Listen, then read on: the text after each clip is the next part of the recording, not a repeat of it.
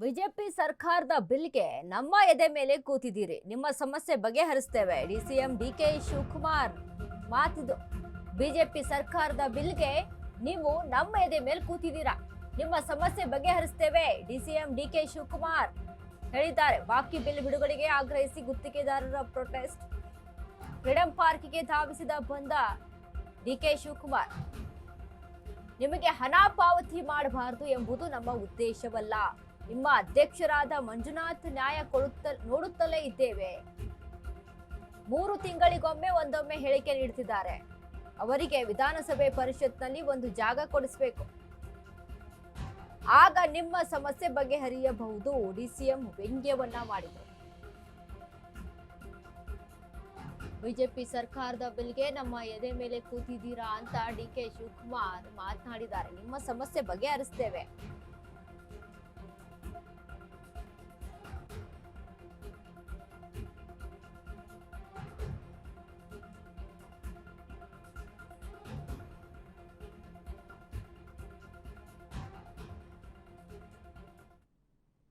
ಮಂಜುನಾಥ್ಗೂ ಒಂದು ಜಾಗ ಕೊಡಿಸ್ಬೇಕು. ನಿಮ್ಗೇನ್ ದುಡ್ಡು ಕೊಡಬಾರ್ದು ಅನ್ನೋದು ಏನಿಲ್ಲ. ನಿಮ್ ಮಂಜುನಾಥ್ ನ್ಯಾಯ ನೋಡ್ತಾ ಇದೀನಿ. ಒಂದೊಂದು ಗಂಟೆಗೆ 3 ತಿಂಗಳಿಗೆ ಪೇಪರ್ಗೆ ಒಂದು ಸ್ಟೇಟ್ಮೆಂಟ್ ಕೊಡ್ತಾ ಇರ್ತಾರೆ.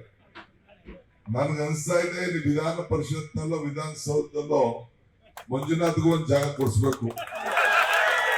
ವಿಧಾನ ಪರಿಷತ್ ನಲ್ಲಿ ಟೀಚರ್ಸ್ ಕಾನ್ಸ್ಟಿಟ್ಯೂನ್ಸಿ ಅಂತ ಮಾಡ್ತಾರಲ್ಲ, ಟೀಚರ್ ಕಾನ್ಸ್ಟಿಟ್ಯೂನ್ಸಿ, MLC ಬೇರೆ, ಇದು ಲೋಕಲ್ ಬಾಡಿ ಕಾನ್ಸ್ಟಿಟ್ಯೂನ್ಸಿ, ಸಿನಿಮಾದವ್ರಿಗೆ ಕೊಡ್ತಾರಲ್ಲ, ಹಂಗೆ ನಿಮ್ಗೆ ಕಾಂಟ್ರಾಕ್ಟರ್ ಜಾಗ ಕೊಡಿಸ್ಬೇಕು. ಆಗ ನಿಮ್ದೆಲ್ಲ ಪ್ರಾಬ್ಲಮ್ ಎಲ್ಲ ಹೇಳಕ್ಕೆ ಸೊರಾಯ್ತದೆ. ಅದಕ್ಕೊಂದು ದಾರಿ ಹುಡುಕ್ಬೇಕು ನಾವು. ಆಯ್ತು, ಈಗ 13,000 ಕೋಟಿ ರೂಪಾಯಿ ನಂದೇ ಇಲಾಖೆ. ಈಗ ನಿಮ್ಗೆ ಗೊತ್ತಿದೆ, ಬೋಸ್ರಾಜು 3,000, ಇವ್ರದ್ದು ಒಂದು 8,900, ಒಟ್ಟು 37,000 ಇದೆ. ಇದು ನಿಮ್ಗೆ ಗೊತ್ತಿರೋ ಲೆಕ್ಕ ಅಷ್ಟೇ. ನನ್ನ ಲೆಕ್ಕದಲ್ಲಿ ಪಾಪ ಇನ್ನ ಅವರು GST ಕಟ್ಟಬೇಕಾಯ್ತದೆ ಅಂತ ಇನ್ನ ಬಿಲ್ಲೇ ಕೊಡ್ಲಿಲ್ಲ ಮಾಡಲಿಕ್ಕೆ. ಇನ್ನ ಜಾಸ್ತಿ ಇದೆ. ನಿಮ್ ನೋವು ಗೊತ್ತಿದೆ. ಈಗ ಮಂಜುನಾಥ್ ಹೇಳ್ತಾರೆ ಹಳೆ ಕತೆ ಹೇಳ್ಬಿಡಿ ಅಂತ. ನಾನು 6 ತಿಂಗಳು ಮುಂಚಿತವಾಗಿ ಹೇಳಿದೆ, ಬೇಡ ಕಂಡ್ರೆ ದುಡ್ಡಿಂದ ಕಾಂಟ್ರಾಕ್ಟ್ ತಗೋಡ್ರಿ ಅಂತ ಅಂದ್ಬಿಟ್ಟು ಕಾಂಟ್ರಾಕ್ಟ್ ಎಲ್ಲ ನಾನು ಹೇಳಿದೆ.